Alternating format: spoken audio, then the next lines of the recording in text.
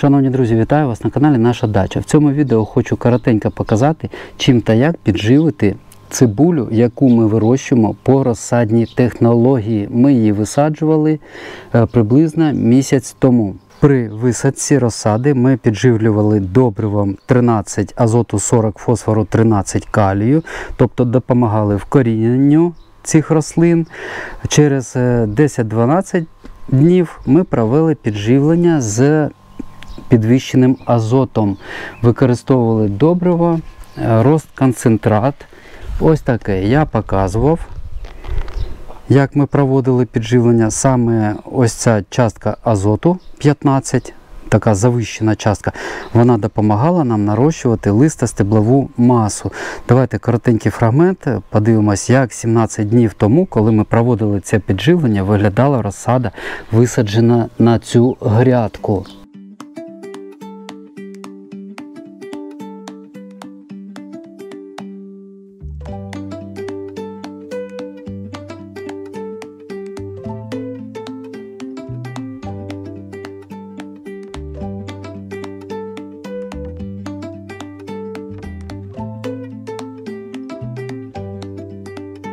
І давайте одразу подивимось, як виглядає 17 днів по тому, після проведення того підживлення.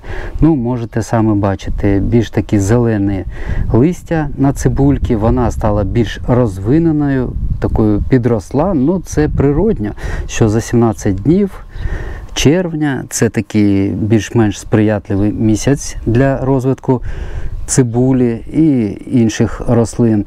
Тому вона підростала, а наше підживлення з підвищеним азотом цибулі в цьому допомагало. Але настав час провести чергове підживлення, і ми вже будемо підживлювати добривом не з підвищеним азотом, як в тому випадку, ось 15-7-7, ми його вже використовувати не будемо. Листя ми вже наростили, і треба більш так збалансований розвиток. Більш збалансований розвиток може нам забезпечити добриво з формулою в рівних частинах, в якому азот, фосфор, калій 5-5-5. І буде розвиватися листя, азотна складова, буде розвиватися коренева, підземна складова за рахунок ось п'ятірочки фосфору, і калій буде покращувати загальний розвиток рослини. Але ж ще ми вирощуємо цибулю через лук-тиканку. Давайте на неї подивимось. Ось там вже таке підживлення, яке до розсадної цибулі будемо використовувати, там вже не підійде. У нас в іншій частині городу росте цибулька, яку ми саджали восени. Тут же справа йде трішки до врожаю. Ми живили минулого разу добривом з рівними частинами, яку зараз ось там будемо проводити підживлення той цибульки. Ось ми пару тижнів тому проводили таке підживлення саме ось цієї цибулі. Ну, можете бачити, як виглядає цибулина.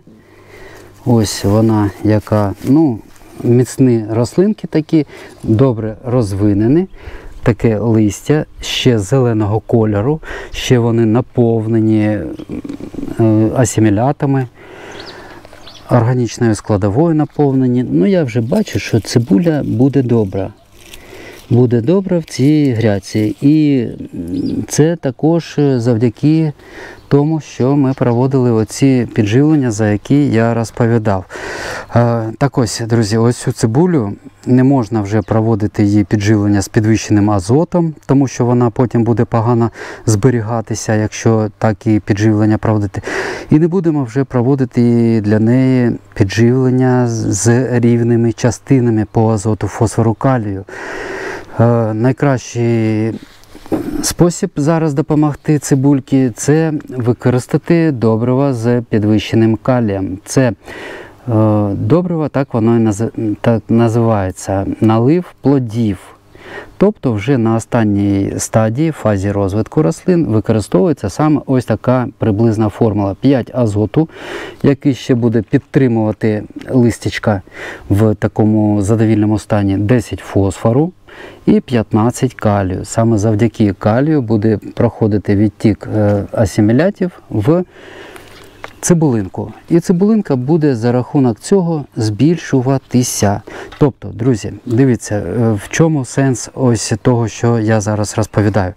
Якщо у вас цибуля зараз виглядає приблизно ось так, вона зелена, але вона така маленька, листя ще недорозвинене, тоді я би радив вам провести приблизно з ось такою формулою. Це може бути добриво, до речі, 20-20-20 або 18-18-18. Ну, ми рост концентратом, це органомінеральне, ось таким. Головне тут, щоб співвідношення азоту, фосфору, калію було приблизно в рівних частинах. Це якщо ось так виглядає цибуля. А якщо виглядає приблизно ось так, тоді вже проводимо підживлення з підвищеною часткою калію. Я так докладно розповідаю це для того, щоб вже на наступний рік або в подальшому ви самостійно могли визначати, яке підживлення, на якій фазі розвитку рослин вам найкраще все ж таки проводити. Тому що не завжди є і відео під рукою, перед очима. Не тільки мої, а інших городників, хто розповідає, да? Щоб ви самі вже, поглянувши на свої рослинки, могли визначитися, чим та як провести підживлення. 25 мл на 10 літрів водички.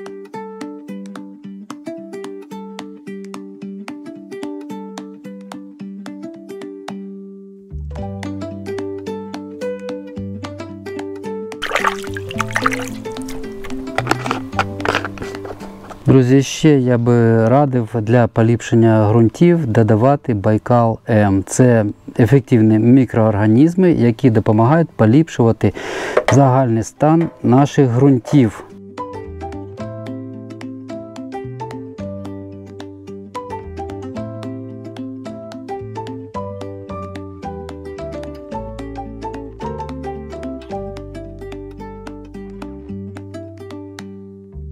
І наостанок хочу сказати, що своєчасно проведена потрібна для рослини підживлення дуже допомагає їй в розвитку і як підсумок в плодоношенні. А нам це потрібно, щоб отримати якомога кращий врожай з кожної рослини, яку ми вирощуємо на своїх городах. На цьому відео завершую. Дякую за увагу всім. Бажаю вам міцних рослин, міцного здоров'я вам, мирного неба над головою. До побачення.